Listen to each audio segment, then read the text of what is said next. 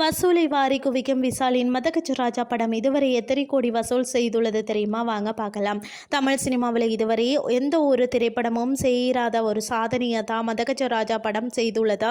ஒரு சில திரைப்படங்கள் சில ஆண்டுகள் தாமதமாக வெளிவந்தாலே மக்கள் மத்தியில் வரவேற்பை பெற தவறிவிடும். ஆனால் 13 ஆண்டுகளுக்கு பிறகு வெளிவந்த மாபெரும் அளவில் வெற்றி அடைந்துள்ளது தான் மதகஜ ராஜா திரைப்படம். விஷால் நடிப்பில் உருவான இந்த படத்தை சுந்தர் சி இயக்கியிருந்தார். இந்த படத்தில் விஷாலுடன் இணைந்து சந்தானம், வரலட்சுமி, சரத்குமார், அஞ்சலி ஆகியோர் நடித்திருந்தாங்க.